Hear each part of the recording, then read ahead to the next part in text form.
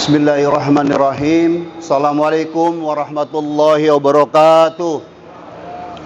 Allahu Akbar, Allahu Akbar, Allahu Akbar, Allahu Akbar, Allahu Akbar, Allahu Akbar, Allahu Akbar, Allahu Akbar, Allahu Akbar, Allahu Akbar kabira, walhamdulillahi katsira, wa subhanallahi bukratan wa asila. La ilaha illallah wallahu akbar, Allahu akbar, Allahu akbar walillahil hamd. Alhamdulillahilladzi nahmaduhu wa naskuruhu wa nasta'inuhu wa nastaghfiruh. Asyhadu an la ilaha illallah wahdahu la syarikalah wa asyhadu anna Muhammadan abduhu wa rasuluh. Allahumma sholli wa sallim wa barik ala sayyidina Muhammad wa ala alihi wa sahbihi wa man tabi'a millatahu illa yaumiddin. Amma ba'd. Salawat dan salam semoga tercurah limpahkan kepada baginda Nabi besar Muhammad Rasulullah sallallahu alaihi wasallam, insan teladan paripurna sepanjang masa yang telah membebaskan umat manusia dari belenggu jahiliyah menjadi manusia yang tercerahkan sesuai fitrah ilahiyah, dan yang telah membebaskan manusia dari penghambaan terhadap makhluk menuju penghambaan tunggal kepada Allah Subhanahu wa taala. Hadirin jamaah rahimakumullah, pada momen yang sangat mulia ini saya khotib akan menyampaikan khutbah Idul Fitri dengan tema atau topik ibadah puasa Ramadan yang meningkatkan ketakwaan pasti akan menjadi kunci kebahagiaan kita dan menggapai Indonesia yang baldatun thayyibatun warubun ghafur, atau dalam bahasa sekarangnya Indonesia emas yang insya Allah paling lambat kita gapai pada tahun 2045. Masyiral muslimin wal muslimah rahimakumullah, setelah sebulan lamanya kita umat Islam menjalani ibadah saum Ramadan dan beragam amalan sunnah seperti sholat taraweh, tadarus dan tadabbur Al-Quran, itikaf di masjid dan berbagi rezeki serta kelebihan kepada saudara-saudara kita yang membutuhkan. Hari ini umat Islam di seluruh dunia berbahagia dalam menyambut hari kemenangan Hari Raya Idul Fitri 1 Syawal 1446 Hijriah. Disebut kemenangan karena selama sebulan penuh berpuasa, muslim dan muslimah berhasil mengalahkan dan mengendalikan hawa nafsu dengan meninggalkan hal-hal yang sebenarnya di luar bulan Ramadan dihalalkan, seperti makan, minum, berhubungan suami istri di siang hari. Namun karena iman kita tidak berani berbuka sebelum waktunya karena merasa diawasi Allah, Zat yang Maha Mengawasi, Allah Azza wa Jalla. Sebagaimana disampaikan oleh Khalifah Ali bin Abi Thalib radhiyallahu anhu, bahwa Idul Fitri bukanlah bagi orang-orang yang memakai baju baru dan bukan pula bagi orang-orang yang memakai kendaraan baru, tetapi Idul Fitri secara syar'i adalah milik muslim dan muslimah yang beriman yang telah lulus menjalankan ibadah saum Ramadan dan yang ketakwaannya pada Allah Subhanahu wa taala semakin meningkat dan membaik. Jamaah salat Idul Fitri yang dimuliakan Allah, sebagaimana kita maklumi bersama bahwa tujuan utama Allah Subhanahu wa taala mewajibkan orang-orang yang beriman untuk melaksanakan ibadah puasa di bulan Ramadan adalah agar kita menjadi insan yang bertakwa. A'udzubillahi minasyaitonirrajim. Ya ayyuhalladzina amanu kutiba alaikumusiyam kama kutiba alal ladzina min qablikum la'allakum tattaqun. Dan penghargaan atau pahala dari Allah Subhanahu wa taala bagi muslim dan muslimah yang telah menjalankan ibadah puasa Ramadan dengan sukses, niat karena Allah semata dan iman serta takwanya meningkat adalah berupa kesuksesan hidup not only in the world but also in the akhirat nanti. Allah Subhanahu wa taala berfirman dalam surat Al-Imran ayat 3 ayat 133, A'udzubillahi minasyaitonirrajim, wasari'u ila magfiratin mir rabbikum wa jannatin arduas samawati wal ard uiddat lil muttaqin. Hai umat manusia orang beriman, carilah ampunan dari Allah dan surga yang luasnya lebih luas daripada langit dan bumi, uiddat lil muttaqin. Bapak sekalian, we have to remember, kita harus ingat bahwa surga di akhirat kelak only and only orang yang bertakwa. Tidak ada itu password yang orang tidak bertakwa masuk surga. Itu pahala Allah di surga. Kemudian pahala Allah di dunia bagaimana? Bapak dan Ibu, nanti kalau sesudah sholat ini bacalah surat At-Talaq, surat ke-65 ayat 2 sampai dengan ayat 5. Yang ayat 2 penggalanya adalah a'udzubillahi minasyaitonirrajim, wa may yattaqillaha yaj'allahu makhraja. Kata Allah bahwa orang siapa orang yang beriman bertakwa kepada Allah, kalau dia ada kesulitan, maka Allah akan berikan makhraj. Makhraj itu apa? Jalan keluar. Kemudian di ayat ketiganya yang di awal-awal itu wariyuzuku min haitsu la yahtasib. Jadi bagi orang bertakwa, Allah itu acak kali memberikan rezeki yang datangnya tidak disangka-sangka. Kemudian yang selanjutnya wa may yattaqal 'alallahu fahuwa hasbuh. Bagi orang yang bertawakal kepada Allah, Allah akan berikan kecukupan dalam hidup. Kemudian di ayat keempatnya wa may yattaqillaha yaj'alhu min amrihi yusra. Jadi bagi orang yang bertakwa, Allah akan berikan kemudahan hidup. And then yang terakhir wa may yattaqillaha yukaffir anhu sayyiatihi wa yudhim lahu ajra. Jadi bagi kita orang yang bertakwa, Allah akan mengampuni dosa-dosa kecil kita. Jangan dosa besar ya, dosa besar harus tobatan nasuha, dan kemudian akan melipat gandakan pahalanya. The question, pertanyaannya adalah, adakah 6 hal selain itu yang dicari umat manusia hidup di dunia? Pertama adalah jalan keluar pada saat kita mendapat kesulitan. Yang kedua adalah rezeki yang datangnya tidak sangka-sangka. Yang ketiga adalah kecukupan hidup. Yang keempat adalah kemudahan. Yang kelima adalah dosa-dosa kita diampuni. Dan yang keenam adalah pahala kita, amal soleh kita, pahalanya dilipat gandakan. Kemudian hadirin jamaah rahmatullah, Allah pun berjanji bahwa kalau itu balas untuk individu, dan tadi di akhirat masuk surga menurut surat Ali Imran ayat 133, maka pertanyaannya, kalau untuk bangsa, untuk masyarakat gimana bagi orang yang takwa? Bapak Ibu bisa baca di surat Al-A'raf, surat ke-7 ayat 96. A'udzubillahi minasyaitonirrajim. Walau kana ahlal qura amanu wa taqaw la fatahna alaihim barakatim minas samai wal ard. Kata Allah, jika penduduk suatu negeri, entah itu negeri Jakarta, negeri Sumatera Barat, negeri Indonesia, penduduknya beriman dan bertakwa kepada Allah, maka Allah akan berikan barokah yang datangnya minas sama'i wal ard. Barokah itu apa? Pemimpin yang hanya kerjanya pembohong, pencitraan, menipu rakyat, menjadi kita nanti mendapatkan pemimpin yang soleh, yang ipteknya moncer, kemudian imtaknya membara dan akhlaknya mulia. Berkat itu apa? Rakyat yang tadinya hanya memilih orang itu karena kaos, karena sepeda, karena nasi bungkus. Rakyat yang tadinya tangan di bawah menjadi tangan di atas. Rakyat yang tadinya tidak produktif menjadi produktif. Itulah berkah. Jadi sekali lagi, secara individu kita diberikan 5 berkah tadi. Kemudian secara kolektif kita akan menjadikan bangsa ini menjadi baldatun thayyibah wa rabbun ghafur. Itu alasan pertama, namanya dalil nakliyah.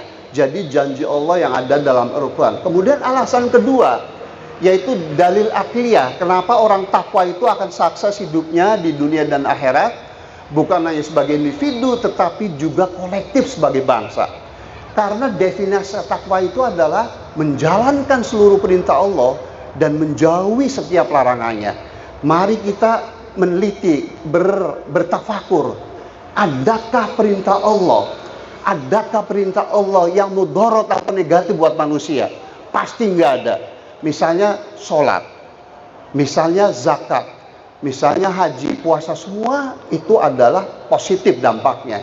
Dan yang lebih penting lagi selain ibadah mahdo, bahwa perintah Allah itu juga yang sifatnya ghairu mahdo, hablum minanas. Betapa tidak Al-Quran ayat pertama yang turun di muka bumi zaman Rasulullah, bunyinya adalah Iqra bismi rabbikal ladzi khalaq. Jadi perintah pertama untuk umat manusia dari Tuhan itu adalah membaca gitu. Jadi harusnya umat Islam itu menjadi kampiun, menjadi juara penguasaan sains dan teknologi. Nanti saya uraikan kenapa kita tidak begitu. Yang kedua adalah dalam Al-Quran juga kita disuruh kerja keras. Lihat di surat Al-Insyirah, kata Allah, setelah kita bekerja maka kerjakan yang lain. Di surat Al-Jumu'ah, setelah kita melakukan sholat, bertebaranlah seluruh muslim muslimah di dunia ini untuk mencari rezeki.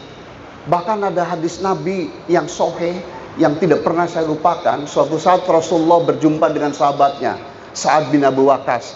Dijumpai sang sahabat itu, tangannya itu pada memar, pada bengkak itu. Lalu Rasulullah bertanya, "Ya sahabatku Sa'ad, kenapa gerangan tanganmu kok bengkak-bengkak begitu?" Kemudian sahabat Sa'ad menjawab, "Ya Rasulullah, saya seharian baru memahat batu dan mencari kayu sehingga tanganku bengkak untuk menafkahi keluarga saya." Lalu apa yang dilakukan Rasulullah? Rasulullah memegang tangan kanan Sa'ad, kemudian diangkat tinggi-tinggi. Rasulullah menunjuk ini, "Wallahi, tangan yang semacam ini tidak akan pernah tersentuh oleh api neraka." Jadi itulah, kalau kita bertakwa itu tidak hanya ibadah mahdo, tapi bertakwa juga ya goiro mahdo, hablum minan nas, bahkan hablum minal alam.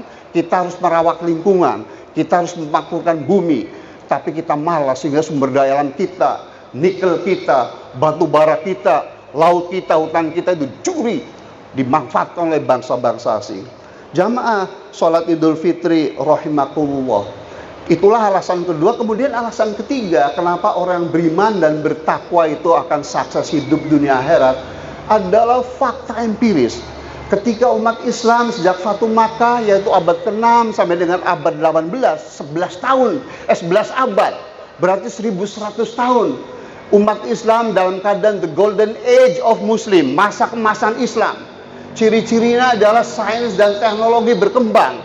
Sehingga kalau Bapak dan Ibu googling, membaca lamanya Universitas Harvard di Amerika, universitas terbaik di dunia, waktu Mark Zuckerberg, penemu Facebook, pemilik Facebook, berpidato waktu orasi ilmiah mendapatkan gelar Dr. Honoris Causa-nya, Mark Zuckerberg ini, "If human being want to thankful about digital technology, don't thank to me, but thankful for Ibnu Al-Khawarizmi."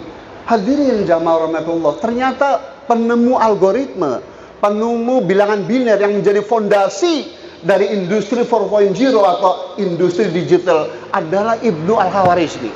Banyak enggak? Kemudian saya di bidang kelautan, ternyata penemu kompas, penemu bola dunia itu bukan Columbus, tetapi adalah Ibnu Battuta. Kemudian penemu pesawat terbang bukan orang dari Boeing Amerika itu, bukan Airbus dari Prancis, bukan Bombardier dari Kanada, tetapi ternyata penemu pertama pesawat terbang adalah Ibnu Firnas. Look at that. Jadi ketika umat Islam itu menjalankan ajaran secara kafah, tidak sekuler semacam ini, umrah 1000 kali, haji 10 kali, tapi kelakuannya pelit, kelakuannya tidak menolong orang, dan seterusnya. Jadi ada semacam split personality. Sekali lagi, ketika umat Islam menjalankan ajaran secara kafah dan itiba, maka yang kita gapai adalah kesuksesan hidup. Militer kuat, zakat tidak ada yang mustahik di negara muslim sehingga harus diekspor. Sekarang kita, saudara-saudara kita muslimah Palestina, ada hampir 100.000 digenosida, dibunuh oleh Israel. Kita hanya bisa demo dan paling banter itu hanya berdoa. Why? Karena kita tidak punya kekuatan teknologi, tidak punya kekuatan militer, dan tidak punya kekuatan ekonomi. Kalau negara-negara Islam itu seperti waktu zaman Nabi sampai dengan abad 18, 2/3 wilayah bumi ini dikuasai Muslim, dan Muslim berkuasa itu semua keadilan, semua kesejahteraan, dan semua adalah sains dan teknologi. Jadi itulah 3 alasan utama kenapa kalau kita beriman dan bertakwa kepada Allah, kita hidupnya pasti sukses dunia dan akhirat. Kemudian secara kolektif bangsanya bukan akan menjadi baldatun thayyibah wa rabbul ghafur. Dan yang ketiga secara empiris adalah bahwa kita akan berjaya. Hadirin sholat Idul Fitri yang dirahmati Allah, sekarang kita bermuhasabah. Kenapa janji Allah dalam surat At-Talaq, dalam surat Ali Imran 133, dalam surat Al-A'raf 90 ayat 96 seolah-olah belum hadir di negara-negara muslim? Itu ada 4 alasan, hadirin yang dirahmati Allah. Pertama adalah, ternyata menurut data dari Kementerian Agama bekerja sama dengan Monash University, orang yang Muslim Indonesia yang melakukan sholat tuh hanya 39%. Yang melakukan ibadah puasa, tahu nggak? Itu hanya 50%. Nah, apalagi kalau kita pilih, jangan-jangan 39% yang melakukan sholat yang khusyuk jangan-jangan hanya 19%. Padahal kita tahu bahwa sholat yang berdampak positif, seperti janji Allah dalam surat Al-Ankabut ayat 25, inna sholatanil fakshay wal munkar, bahwa sholat adalah mencegah perbuatan munkar, adalah sholat yang khusyuk. Itulah barangkali yang menyebabkan bahwa banyak pejabat seolah-olah sholat gitu ya, tapi sangat boleh jadi sholatnya hanya Jumat atau Idul Fitri, Idul Adha saja. Maka dia tidak khusyuk. Maka sholat dia tidak membawa pengaruh pada dirinya untuk menjadi pemimpin yang adil, pemimpin yang cerdas, pemimpin yang benar-benar punya kebijakan pembangunan yang bisa membangkitkan dan mensejahterakan rakyat, pemimpin yang benar-benar menciptakan lapangan kerja. Banyak orang yang punya duit, punya teknologi baik dalam maupun luar negeri ingin masuk ke Indonesia. Kenapa? Karena sholatnya itu hanya untuk gincu, hanya untuk pencitraan itu, seolah-olah dianggap soleh. Jadi sekali lagi penyebab utama kenapa seolah-olah ada gap, ada ketidaksinkronan antara janji Allah dalam ayat Al-Quran mengenai orang takwa itu sukses, bahagia, dan negara yang menjadi baladun thayyibah wa ghafur. Kenyataan kita di Indonesia kok begini. Di dunia juga dari 38 negara yang maju dan makmur, tidak ada satupun negara muslim. Tapi kalau makmur sudah ada sekitar 8, termasuk Qatar, Uni Emirat, Saudi Arabia, kemudian Brunei, dan seterusnya. Tapi yang dimaksud negara maju adalah penguasaan teknologi. No single Muslim country itu yang sampai mencapai taraf maju dan makmur. Kita baru makmur, negara-negara yang petrodolar itu. Jadi penyebab pertama kenapa janji Allah belum turun adalah karena yang melaksanakan ibadah mahdo pun baru sekitar 40% ke bawah itu. Yang kedua adalah bahwa salah interpretasi mengenai takwa. Jadi takwa itu buat sebagian besar muslim seolah-olah itu hanya tadi ibadah ghairu mahdo, tetapi urusan ekonomi diserahkan kepada kapitalisme, diserahkan kepada oligarki. Urusan pendidikan diserahkan kepada konsep barat gitu. Padahal kalau Bapak dan Ibu membaca surat Al-Maidah ayat 44, a'udzubillahi minasyaitonirrajim, wa man lam yahkum bima anzalallahi faulaika humul kafirun. Barang siapa umat manusia yang memutuskan suatu perkara, itu perkara sholat, perkara ekonomi, perkara teknologi, perkara keluarga, perkara pendidikan, bukan berdasarkan Al-Quran dan Hadis, bukan berdasarkan agama Islam, maka kata Allah dia itu kafir. Tetapi sebagian besar muslim di Indonesia dan bukan di dunia, itu kalau kita ibadah mahdo menggunakan Islam untuk umroh, untuk zikir, untuk haji, tetapi mengatur dunia ini bukan berdasarkan pedoman hidup yang dibuat dari Allah, tetapi ngambil dari kapitalisme, komunisme, oligarki, dan seterusnya. Itulah akar masalah dari kegagalan, kebangkrutan manusia, not only di Indonesia, tetapi juga di dunia. Hadirin rahimakumullah, kapitalisme sebenarnya sudah meninggal atau sudah wafat sejak tahun 1980. Karena apa? Karena kemiskinan makin membludak, kemudian kesenjangan kaya miskin makin menganga. Sebagai contoh, menurut Oxfam International Institute, bahwa pada tahun 2010, ibu bapak sekalian, itu 338 orang terkaya di dunia, kekayaannya sama dengan kekayaan 50% penduduk dunia. Tahun 2022 bukan 338, tetapi kekayaan 8 orang terkaya di dunia sama dengan kekayaan 50% penduduk di dunia. Artinya kesenjangan kan makin menganga. Lalu di Indonesia bagaimana? Indonesia itu dalam ketimpangan kaya miskin terburuk ketiga di dunia. 1% orang kaya di Indonesia itu hartanya sama dengan 50% kekayaan negara ini.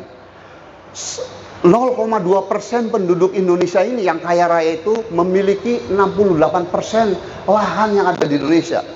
Sawit 2 juta hektar dan seterusnya. Tetapi petani sawah di Jawa, hadirin rahimakumullah, itu lahan garapan sawahnya hanya 0,3 hektar per keluarga petani.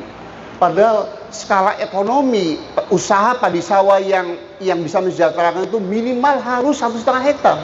Jadi siapapun presidennya, siapapun menteri pertaniannya, siapapun bupati ataupun gubernur ya, kalau petani itu menggarap sawahnya yang 0,3 hektar pasti miskin.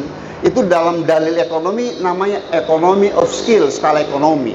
Tapi sementara ada satu orang perusahaan yang memiliki 3 juta hektar lahan. Ada orang yang memiliki ribuan hektar tapi tidak digarap, idle gitu. Jadi itulah kesenjangan, salah satu contoh kegagalan daripada kapitalisme. Yang terakhir adalah kerusakan lingkungan hidup, baik pencemaran udara, air, tanah. Yang kedua adalah yang namanya biodiversity loss, karena keragaman hayati baik dalam hewan, tumbuhan, bakteri itu berkurang setiap tahunnya jutaan spesies. Dan terakhir yang membuat manusia itu kalau tidak hati-hati itu bisa diazab Allah, yang namanya global, pemanasan global. Hadirin hadirat jamaah sholat Idul Fitri rahimakumullah, bahwa menurut catatan IPCC, Intergovernmental Panel for Climate Change, bahwa suhu bumi sekarang tuh sudah mencapai 1,3 derajat lebih panas daripada suhu bumi pada saat zaman praindustri tahun 1800. Menurut para ahli iklim, kalau suhu bumi itu meningkat lebih besar dari 1,5 derajat Celcius dibandingkan dengan suhu bumi tahun 1800, maka tidak ada teknologi manusia yang mampu bisa menanggulangi dampak perubahan iklim, berupa makin ada gelombang panas, kemudian air laut yang semakin meninggi, kemudian ada iklim yang sangat tidak bisa diprediksi, banjir lama, kekeringan lama, dan itulah kegagalan kapitalisme.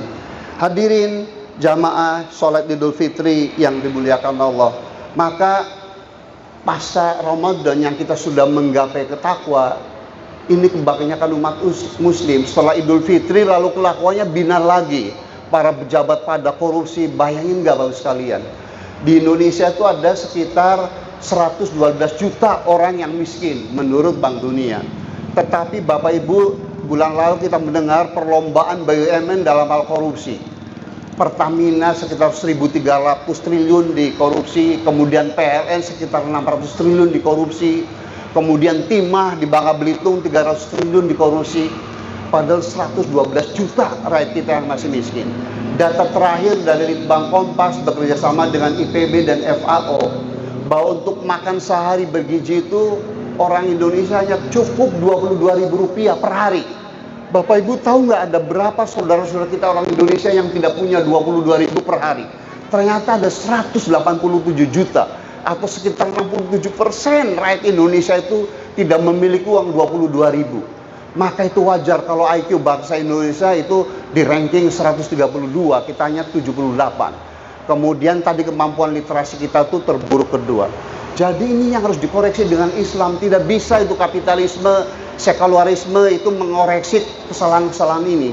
Tetapi insya Allah kalau pasca lebaran ini umat Islam yang jumlahnya 87%, harus diingat Bapak Ibu sekalian bahwa umat Islam di Indonesia itu the largest Muslim on earth. Penduduk Muslim terbesar itu adanya di negara kita. Tapi kita kayak bui. Yang berkuasa justru orang yang jauh dari Allah, betul? Yang berkuasa itu justru orang-orang yang membubarkan pengajian, yang membubarkan sholat subuh dan seterusnya. Maka tahun 2029 pastikan kita mendapatkan presiden pemimpin yang ipteknya moncer, imtaknya membara, dan akhlaknya mulia. Insya Allah dalam waktu 2 periode 10 tahun Indonesia yang miskin dan terbelakang ini bisa transformasi menjadi Indonesia Emas, baldatun thayyibah wa ghafur, paling lambat tahun 2045. Hadirin sholat Idul Fitri yang dimuliakan Allah, maka dalam khutbah yang singkat ini kita berdoa kepada Allah dan memanjatkan dengan hati khusyuk, berdoa supaya kita benar-benar menjadi muslim-muslimah yang sukses hidup, bahagia hidup, tidak hanya di dunia tapi juga di akhirat. Dan kita sebagai muslim akan berkontribusi signifikan terhadap terwujudnya Indonesia yang baldatun thayyibah wa rabbun ghafur. A'udzu billahi minasyaitonir rajim. Bismillahirrahmanirrahim. Allahumma shalli ala sayyidina Muhammad wa ala ali sayyidina Muhammad. Ya Allah, ya Ghafur, ampunilah segala dosa dan kesalahan kami, orang tua kami, guru-guru kami, para pemimpin kami dan seluruh umat Islam. Ya Allah, ya Wali, peliharalah iman kami dan berikan kepada kami kesempatan merasakan manisnya iman dalam kehidupan ini, yaitu dalam meneladani seluruh sunnah Rasulullah SAW dengan sebaik-baiknya. Ya Allah, bimbinglah kami untuk mengendalikan dan menundukkan hawa nafsu kami.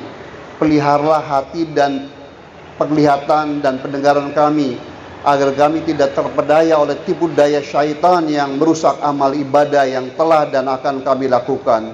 Ya Allah yang Maha Perkasa, kokohkan keimanan dan ketakwaan kami kepadamu ya Allah. Angkatlah derajat kami di antara derajat-derajat umat lain dengan ilmu, dengan hikmah, dengan keadilan dan dengan beriman kepadamu. Ya Allah yang Maha Penjaga, jangan cabut hidayah dari hati dan benak kami. Penuhi jiwa kami dengan rasa syukur dan rendah hati. Cabutlah rasa iri dan dengki, cabutlah rasa malas dan itikat balas. Cabutlah dendam dan keinginan untuk berbuat mungkar. Sadarkan pemimpin kami dengan keadilan, kemampuan dan kasih sayang. Ya Allah, palingkanlah wajah dan akal kami agar tidak menyembah selain Engkau. Tutuplah hati kami dari berhala-berhala yang menggoda, baik berbentuk harta, tahta, pemikiran manusia maupun yang lainnya. Ya Allah yang mampu membolak-balikan hati, teguhkan hati kami untuk selalu percaya bahwa tujuan hidup adalah hanya surga dan menggapai ridho-Mu ya Allah. Angkatlah derajat kami ya Allah, angkatlah derajat kami. Ya Allah ya Rabb, jadikanlah negara bangsa kami Indonesia negeri yang baldatun thayyibah wa rabbun ghafur. Negara yang pada tahun 2045 dengan ridho-Mu menjadi negara yang maju, adil makmur, damai, berdaulat dan Engkau ridhoi. Allah maghfir lil muslimina wal muslimat wal mu'minina wal mu'minat alayya minhum wal amat innaka samiun qaribun mujibud da'wat. Rabbana atina fid dunya hasanah wa fil akhirati hasanah wa qina adzabannar. Subhana rabbika rabbil izzati amma yasifun wa salamun alal mursalin walhamdulillahi rabbil alamin. Assalamualaikum warahmatullahi wabarakatuh.